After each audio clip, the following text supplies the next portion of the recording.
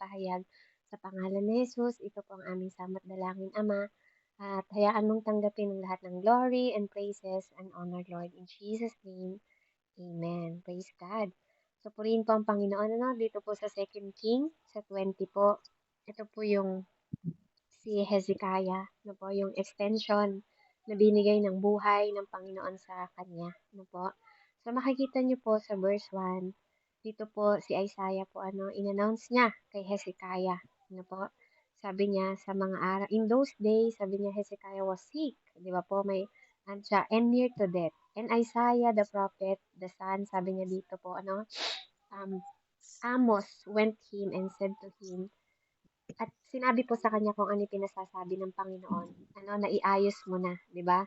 Iayos mo na yung iyong tahanan, 'di ba? Kasi for you shall die and not live. Na po, ikaw kaya, 'di ba po ano, syempre nabigla yung hari, na po na si ano yung parang 'di ba, pinag-ayos ka na ng punerarya mo, iayos mo na, isettle mo na lahat, 'di ba? Kasi nabibilang na yung ano mo, yung oras mo at kukuhanin ka na, mamamatay ka na, 'di ba? Yun yung sinasabi po sa kanya dito sa talata na 'to, ano po. Kaya naman siyempre ikaw man po yung sabihin na personal na gano'n, ano po, at sinabi po ng isang propeta sa kanya, ano po, um, na siya po ay talaga pong may malubha na ring kasakitan talaga, ano, at alam niya, ano po. Kaya dito makikita natin sa second na po, sa verse 2 and 3, makikita niyo po doon na si Hezekiah po nanalangin. Na po, nanalangin siya. He turned his face toward the wall. Na po, umarap daw siya sa dingding. Ano po, at dun siya nanangis, 'di ba? Nanalangin siya sa Panginoon. Ano po, imbes na gawin niya yung gagawin, yung pinapagawa ng Panginoon. Ano, dun niya sinabi, Lord, alalahanin mo ko, 'di ba? Yun yung sinabi niya sa Panginoon habang siya po ay nagdadasal, na alalahanin mo ako kung paano akong lumakad, 'di ba, sa katotohanan, kung paanong gaano ka-loyal ang puso ko sa'yo, 'no?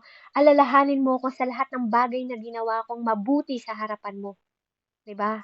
Habang umiiyak siya, na po, nananangis siya habang umiiyak siya, ang sinasabi niya, "Remember, remember me." Parang alalahanin mo ako sa mga panahon na 'to, 'di ba, yung mga purpose, ano po, yung mga purpose na ginawa niya habang siya po ay nanunungkulan. Na po, yun yung sinasabi niya, na kung paano niyang dinirect sa pamamagitan ng kanyang panalangin, naging totoo siya sa Panginoon. Ano po, lahat ng mga bagay na po na ginawa niya, yun yung ipinapray niya sa Panginoon. At dahil alam niya na nakikinig ang Panginoon sa kanya, sinabi niya doon kung gaano siya naging mabuti, di ba? Kung paano siyang naging fair, kung paano siyang naging ano, kung paano niya ni-rescue yung mga tao, 'di ba? Kumbaga kung bakit siya nabubuhay, 'no? Kung ano yung naging purpose niya. Ano po, kaya dito makikita niyo dito na imbes po na mag-ano siya sa Panginoon, sinabi niya kung kung bakit, parang binigyan niya ng dahilan ang Panginoon kung bakit kailangan niya pang mabuhay at dugtungan pa po ang buhay niya. No, tayong lahat, ano po, tayong lahat po ay, ano, lahat tayo nabubuhay because of purpose. Amen? May purpose po ang bawat isa sa atin. At alam yun ni Hezekiah. Kaya even he wept bitterly. Ano po, makikita niyo doon. Ano po, Hezekiah lived under the old covenant. Ano po, nung panahon na yon. And that time, 'di ba po, there was not confidence, 'di ba, assurance of glory in life beyond extend ng mga panahon na yon. But us, 'di ba, Jesus brought us to life, 'di ba po? And immorality came light through the gospel. Na po, katulad ng sinabi niya sa 2 Timothy 1:10, 'di ba po? Na also, ganun din po sa ano ba 'yung sabi niya sa 2 Timothy, 'di ba? But has now been revealed by the appearing of our Savior Jesus Christ, has abolished death and brought life and immortality to life through the gospel. Na po, ang Diyos, 'di ba po, parang even noon walang makapagsabi na na-extend ang buhay, but itong si Hezekiah nag-demand siya sa Panginoon. Na po, at sinabi niya, sino na yung magagagawa nito, parang gano'n. Sino na yung gagawa ng yung mga bagay na ginawa niya. Na po. At under the old covenant, ano po, Hezekiah would have regarded this evidence that God was very displeased with him. 'Di ba po? Kaya dito, imbes na parang, 'di ba, maano ang Lord sa kanya, nahabag po ang Panginoon. Kaya hindi natin pwedeng sabihin na po na ang grace po ng Diyos is sa bagong tipan lang, hindi. Kung nauunawaan lang po natin, from the beginning, there's a grace ng Panginoon. From the beginning po, may grasya na ang Lord. Hindi mo lang sasabihin that Jesus Christ, because of Jesus Christ, we're living under the grace. Hindi po. Even before, even in the Father God pa lang, may grace tayo. We live by grace kasi lahat to kagandahang loob at habag ng Panginoon. Na po. Kaya makikita niyo sa verse 4:7 po, Isaiah bring God answer to Hezekiah prayer sa pamamagitan po ni nasa middle pa lang po. Pagbasahin niyo po, nasa middle pa lang siya ng court. Nasa middle pa lang siya ng palasyo. Sinabi ni Lord sa kanya, Isaiah, bumalik ka. Bumalik ka at sabihin mo kay Hezekiah. Kay Hezekiah, sabi niya, return and tell to Hezekiah, sabi niya, the leader of my people, sabi ng Lord, di ba? Sabihin mo sa kanya, the God of David, your father, I've heard your prayer. I've seen your tears. Di ba? Kaya bawat luha niya nakita ng Panginoon, no po? Bawat luha ni Hezekiah nakita ng Lord, no po? And surely I will heal you. Sabihin mo yun sa kanya, bumalik ka ngayon din, at sabihin mo to sa kanya, at sabihin mo sa kanya, on the third day, sabi niya, you shall go up to the house of the Lord, and I will add your days 15 years more. Binigyan po siya ng 15 years more. 15 years more na extension po, I will deliver you, kasama po ng covenant ng Panginoon sa kanya. Sinabi po sa kanya, sa 15 years na yon na i-add niya, I will deliver you this city from the hand of the king of Azariah, and I will defend this city. Kalakip ng pangako, no? Ano sabi niya? For my own sake. For the sake of the Lord. At sabi niya po, and for the sake of my servant. Diba? Kahit sinabi niya yung mga ginawa niya, kahit sinabi niya na naging mabuti siya, gagawin yun ng Diyos hindi dahil matuwid siya, hindi dahil sa mga ginawa niya o mga dinemand niya sa Panginoon. Pinakita din dito ng Panginoon, hindi ako gumagawa ng mabuti sa'yo dahil mabuti ka. Gumagawa siya ng mabuti dahil mabuti ang Diyos. Diba? For the sake of my own and for the sake of my servant David. Kasi yun yung covenant ng Lord na hindi niya pwedeng baliin. Yung covenant niya bilang siya, kung sino siya bilang Diyos, at sa servant niya na si David as his covenant before pa na naupo ang kanyang lineage po sa part ni Hezekiah. Na po? Hindi niya sinabi dahil sa'yo. Hindi niya sinabi yon. Ang sinabi niya for the sake of his name, na po, and for the sake of David. No, kaya din tayo din po hindi sa mabubuting gawa natin kaya tayo napagbibigyan ng Panginoon. Na po. Pero syempre po, kasama ang katapatan kasi sinabi ng Panginoon yan. Pero malinaw na sinabi dito sa kwento for the sake of my own, sabi ng Diyos. Ano po? At si Servant David. Ano po? Si Tatay David. So, bumalik po si Isaiah doon. Ano po? At sabi niya, take a lump of pigs. So, he took laid it on the boil and he recovered. At gumaling po siya. Ano po? Kaya dito makikita niyo dito that Hezekiah was granted. Nakita mo yung granted ng added because of additional 15 years po na ipinagkaloob sa kanya ng Panginoon. Kaya napakabuti po ng Panginoon. Yung grace niya talaga na nag-covered sa kanya. At nakita ng Panginoon, nahabag po siya. Nahabag po siya kay Hezekiah, nakita niya yung luha. Nakita niya yung luha po ni Hezekiah. Kaya ganun din tayo. Ano man ang pinagdadaanan mo ngayon, apart from this story, ano man ang pinagdadaanan mo kapatid, ano man yung mga paghihirap mo, ano man yung mga ginagawa mo sa Panginoon, even you don't tell to the Lord, alam niya. Diba? Sabi nga, minsan kahit hindi tayo nakikita ng mga tao, diba po, alam ng Diyos Ama kung ano yung mga ginawa at sinakripisyo mo sa Kanya. Kaya purihin ng Panginoon. Naniniwala ako na kung bakit babawiin noon ng buhay ni Hezekiah, kasi may purpose din ng Lord. Pero dahil sinabi din ni Hezekiah yung kanyang purpose, inextend at ginrant ni Lord, no po? At titingnan ni Lord kung anong mangyayari sa kanya. 'Di ba po? Kaya dito malinaw na ano man ang panalangin mo, ikaw at ako, no po, even his servant Hezekiah, He, Here, Hezekiah po, narinig niya po yung panalangin. Na po? Kaya his life was extended. Ganun po kabuti ang Panginoon. Na po? Kaya purihin ang Panginoon ano po, sa kabutihan niya, na mula pa noon talaga yung grace ng Panginoon, patuloy po yung promises was in accord with the Lord, na po. At sa previous prophecy of deliverance po na nangyari sa kanila, na po, sa chapter na yon talagang andun kalakip na ide-destroy po ang Assyrian army kasama ng pangako niya. 'Di ba napaka-bless, no? Grabe yung portion ng pag-ibig ng Panginoon. Na po, hindi na siya na-reject, na po, na hindi na siya nag-reject sa kanyang hiling, na po, papapanaluhin pa siya ng Panginoon. 'Di ba po? Kaya, ano man yung mga bagay, ano, na matagal natin, ano mang kasakitan, ano po, ano mang pagsubok, ano po, pag timing talaga ng Lord, ano po ang masusunod, na po, He can make it, na po, He can make it. Na po. Kaya patuloy po tayong magtiwala sa Panginoon. So sa verse 8-9 makikita niyo doon yung God's sign po ni to Hezekiah, yung kanyang retreating shadow. No po? Humingi pa siya, 'di ba? Sabi niya, and Hezekiah said to Isaiah, what is the sign that the Lord will heal me? Ito yung minsan ano, yung wala pang tiwala. Ano po, sinabi na ng prophet sa kanya, nanghihingi pa po siya ng sign. Ano po? And that I shall go up the house of the Lord in third day.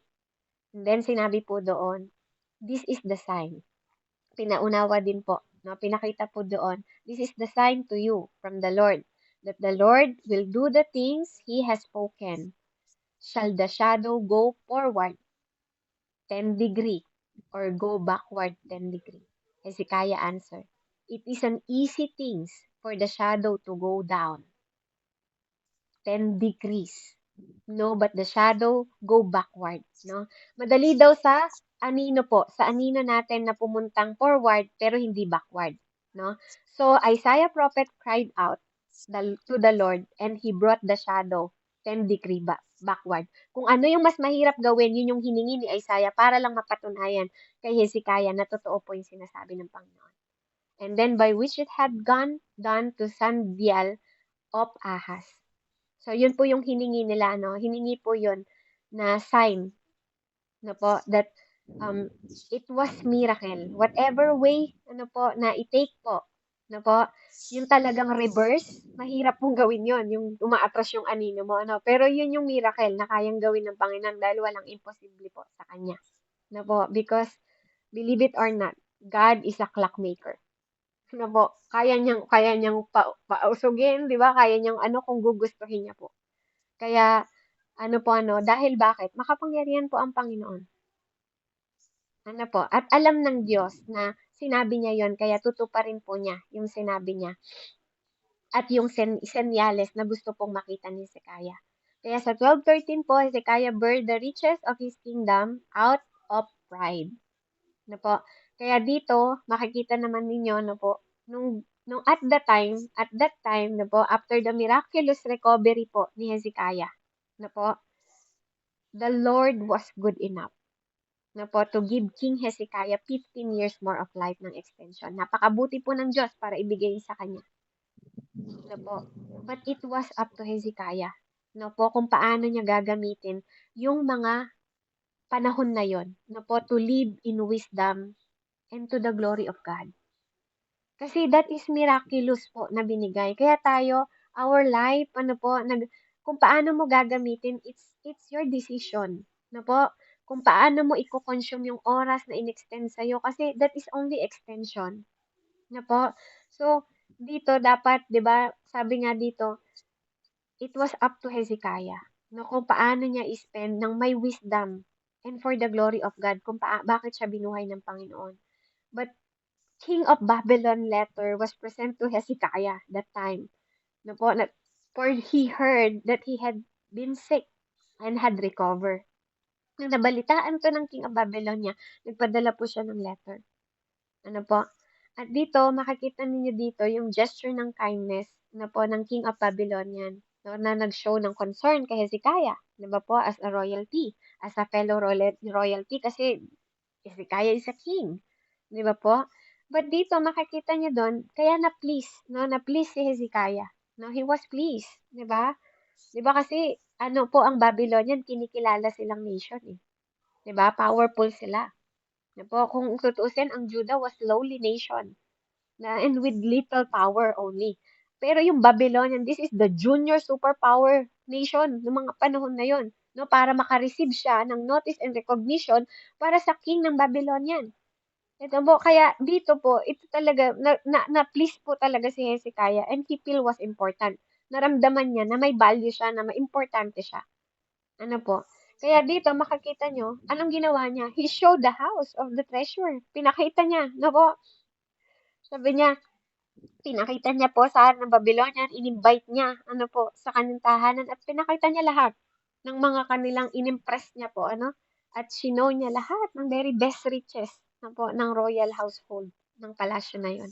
At pinakita niya lahat yon. Inilabas niya lahat, wala siyang tinago, lahat nilantad niya. Na po, pero dito makikita niyo dito nung lumapit si Isaiah sa kanya, anong ginagawa mo? 'Di ba ni-rebuke siya ni Isaiah. Anong ginagawa mo? 'Di ba? After all, 'di ba na in-extend ng Panginoon in your dangerous situation, 'di ba? Anong foolishness yung ginagawa mo, Hezekiah? 'Di ba po? Ito, kasi he's in dangerous place, 'di ba po? Para i-impress, 'di ba? Para yung posisyon na ginawa niya sa sarili niya para i-impress po yung hari ng Babylonia. Ano po? Kaya dito, sabi niya dito yung face ni Hezekiah, ano po nung ni-rebuke siya, akala niya po dito, ano po, hindi nagaano si Isaiah. Ano po? Kaya para dito sa ginawa niya na to, ano po, hindi niya alam na ikinagalit to ng Panginoon. Ano po, ni-rebuke siya from God. Ano po, from God po yung rebuking sa kanya. At ginamit po si Isaiah. Ano po, na anong ginagawa mo? 'Di ba? Anong ginagawa mo? Ba't kailangan mong gawin 'to? 'Di ba? Para ipakita, 'di ba? Para ipakita sa kanila na you are godly, na ikaw ba ay victorious, na ikaw ay healed, 'di ba? Na na-experience mo yung miracle, 'di ba? At yung ginawa niya na yon, ano po, na mga ginawa sa kanya ng Panginoon, yung mga promises na binigyan siya ng mahabang mahabang panahon, 'di ba po, ng buhay niya, hindi para mag-aksaya, para ipagmalaki niya at ipakita that he's remarkable king, 'di ba, na wealthy siya, na famous siya, 'di ba? Para i-praise yung mga kayamanan na yon at hindi ibigay ang honor sa Diyos. Ano po, isang kalapastanganan at hindi po yun ang gusto ng Panginoon, na maging mayabang siya sa hari ng Babylonia. Ano po, this is so pride, 'di ba? Prideful po. Ano po, at hindi po na-honor ang Diyos sa ginawa niya. Ano po, kaya dito makikita nyo, no, makikita nyo po yung karugtong na kwento nito, makikita nyo sa Second Chronicle pa rin. Ano po, yung mga kasunod na extension po ng mga kwento na yan. Ano po, dito kasi parang dito nakita mo yung missing opportunity, ano po, yung oportunidad na dapat mas gumawa siya ng great opportunity to testify that he deserved, 'di ba? Yung extension ng life, hindi na para po sa mga Babylonian. Ano po, hindi na para iano yung God's blessing sa kanya sa Judah, 'di ba? Sa place ng Judah, 'di ba po? Hindi hindi ganoon, na po. Hindi glorification sa Lord yung ginawa niya. Instead, he glorify himself. Na po. Kaya dito matututunan po natin ano man ang mga bagay, ano po, ano man ang mga bagay na natanggap niya, hindi niya yun dapat pinagyabang sa King of Babylon yan. Ano po, at ang ine-expect po ng Lord sa kanya, yung pag-extend ng buhay na yun, sometimes ganun din tayo, nangangako tayo sa Lord, nangangako tayo sa kanya ng maraming bagay. Ano po, pagalingin mo lang si ganito yung gagawin ko, ano, it's very wrong. Then after all na binigay po yun ng Panginoon, at binigyan tayo ng grace, ano po, to heal, nakakalimutan natin yung mga pangako natin sa Panginoon. Ano po, kaya kailangan daw lagi nating natatandaan kung bakit ka ba binigay mo yung purpose mo, na po, sinabi mo sa Lord kung bakit deserving mo na magkaroon ka ng extension ng life, no? Nakita mo yung lahat ng ginawa ko. And then after that, nakalimutan mo lahat ng pinanalangin mo, na po. Kaya sinabi doon sa kanya ni Isaiah na po, dahil sa galit po, ano, sinasabi sa'yo ng Panginoon, 'di ba? They come, sabi niya dito, um, sabi niya, then Isaiah said to Hezekiah, hear the word of the Lord. Behold, the day are coming when all that is in your house, sabi niya, and what your father have accumulated until this day shall be carried to Babylon. Mapupunta daw sa ang lahat ng kayamanan na yan na pinakita mo, wala kang tinago. Kasi tinanong siya eh, kung anong ginagawa mo? Pinakita nga daw niya lahat. Wala daw siyang tinago, lahat daw pinakita niya. Nothing shall be left. Lahat yan sasakupin ng Babylonia. Darating ang panahon na lahat yan mawawala sa iyo at maililipat daw po sa mga Babylonia. Says the Lord, sabi po ni Isaiah. And they shall take away some of your son. Kukunin nila yung mga anak mo. Some of your son, sabi niya, who will descend from you, who will beg it, and they shall enrich in the palace of the king of Babylon. Ano, para silang magiging beggar. One of your, ano, makikiusap sila. Sila yung mag-aano sa King of Babylon yan. Na po, dahil sa ginawa mo. Kumbaga, kalapastanganan po yung ginawa niya. Na po. Kaya hindi nga pwede magkaroon tayo ng pride at yabang po na i-boast natin yung mga bagay na hindi naman talaga atin. Na pinagkakatiwalaan lang po tayo as a servant ng Panginoon. Na po, mga steward lang tayo. Kaya sa 19 and 21, makikita niyo doon, Hezekiah, curious reaction and end of his reign. So Hezekiah said to Isaiah, the word of the Lord which had spoken is good. Na po? For he said, will there not be peace and truth at least in my days? Now the rest of the act of Hezekiah, all might, and how made the pool of tunnel brought water in the city.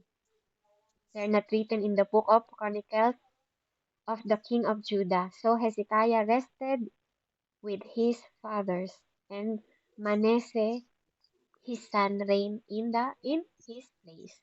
So, dumating din po yung pagkakataon na natapos po ang kanyang paglilingkod at sumunod na po sa Manasseh sa kanya pong pag, sa paghahari po ng Judah. Na po, kaya akala niya, 'di ba po, yun yung sad statement niya na yung 'di ba ng heart na po ng puso niya na yun yung inannounce ng Lord for coming judgment na po sa kanyang paghahari. And all he could respond was relief. 'Di ba po? Na yun na lang ang makapagre-relief sa kanya. Kasi wala na siyang magagawa. It happened. 'Di ba? Nagawa niya na. Na po? Sinabi na lang niya, it would not happen in his lifetime. Na, pero, yung magsasuffer, syempre, yung pamilya pa rin yan na dapat hindi na mangyari sana. 'Di ba? Kaya, it is Hezekiah shown himself na po, almost the opposite of an other-centered person. Ano po, he was almost totally centered person. Nakita mo dito, at least hindi na lang sa paghahari ko. Parang sabi niya, okay, alam mo yun, parang marilip yung sinabi niya. 'Di ba na, ang mahalaga, hindi sa paghahari niya. Yun, kung anong sinabi ng Diyos, yun na lang, parang sabi niya. 'Di ba? And he cared about his own personal comfort and success. 'Di ba? Siyempre, paano naman maiiwan mo? Tayo nga po, 'di ba? Nagpapagal tayo, 'di ba? Para yung maiwan natin, maging success yung pamilya natin, 'di ba? Magandang pangalan yung iniiwan mo para alam mo, 'di ba po? Na ano, kaya dito makikita mo na parang lumalabas yung ugali niya na naging self-centered din siya para lang imbes na magpakumbaba siya na okay, kung yun ang sinabi ng Panginoon, 'di ba maganap ang mahalaga hindi sa reign ng kanyang pagkaano, 'di ba? It is so self-centered kaya hindi naman dapat natin po ugaliin yung ganong opposite na hindi in-expect po ng Panginoon. Ay, oo, na dapat, hindi dapat ine-expect. Dapat hindi maging ganon yung extension ng life niya. Ano po? Kasi I believe alam ng Panginoon kung ano mo, walang sorpresa sa kanya. 'Di ba? Alam niya na mangyayari yon. Pero, 'di ba po, sana marunong tayong magdesisyon sa bawat buhay natin na magkaroon tayo ng disiplina sa tamang paggamit ng oras, panahon, 'di ba po, na nakakasangkapan tayo ng Panginoon. Lalo na po yung mga, 'di ba, gumagaling at pinagagaling ng Panginoon by miracle healing. 'Di ba po? Yun yung mga best time of the opportunity, 'di ba? To raise the name of the Lord, 'di ba? To honor Him, 'di ba po? Imbes na magyabang tayo, 'di ba? I-share natin yung goodness ng Panginoon para maging malakas din yung ibang mga may sakit dahil tinanggap mo. I believe po yung mga lalong nakakatanggap ng healing, po, they are blessed to heal other people. Po, kasi natanggap nila yung healing. Po, kaya purihin ang Panginoon. Kaya doon po makikita nyo na after nun, po, naghari po yung kanyang anak. So, Hezekiah was buried, po, nilibing siya, po, sa tabi ng tomb of David descendant, po, doon po sa libingan ng descendant ni David, po. At makikita natin na pumalit nga po ang kanyang anak. Po, so, dito, nakita niyo po yung mga application, po, nakikita ng Panginoon lahat ng mabuti at masama, na lahat ng ginagawa natin at sakripisyo natin sa Kanya. Pero sana, pag binibigyan tayo pa, ng extension na buhay ng Panginoon, magamit natin ng matalino and for the glory of God. Kasi it's all your decision kung paano mong i-spend yung time mo. Be a wise. Po? Be wise in wisdom and for the glory of God. Po? At wag tayong maging selfish. Wag tayong maging prideful. Po? Kung ano sinabi natin sa Panginoon, mean it. Po? Kasi time will bring out. Po? Lagi pong andyan yung time po time will tell to us po, at hindi yun what I mean is yung oras po natin hindi natin alam kung kailan tayo aalis po. Consider that the time po na kino-consume natin po, hindi lang para sa sarili natin kundi yung mapagpala din natin yung ibang mga tao, hindi lang sa kayabangan po, kasi we cannot tell kung kailan ang oras na aalis tayo, kung kailan yung oras na mahihil tayo, kung saan tayo ibibring ng oras, kung saan may potential tayo na pwede nating magamit po habang may oras pa. Because time is come and go. Yung oras mo hindi mo kayang ibalik, yung kahapon hindi mo kayang ibalik, kaya kung anong magagawa mong mabuti ngayon, why don't you make good? Be useful, 'di ba? Mag-ano ka ng extra time for the Lord na kung paano niyang ginawa sa yung mga kahit wala tayong mga sakit, po, yung mga oras natin na hawak natin ngayon, spend wisely, po. I-spend natin 'yon ng punong-puno ng wisdom, understanding and knowledge, yung mga oras na extra time, po, yung application natin, po, yung may purpose, yung worthy, na alam natin na mapaparangalan natin ng Panginoon. Po, na hindi mawawalan ng kabuluhan ng lahat ng kanyang sakripisyo, kamatayan, po, para sa ating lahat. Kaya purihin po ang Panginoon, and to God be the glory. I hope and I pray na may natutunan po kayo sa kwentong ito, po.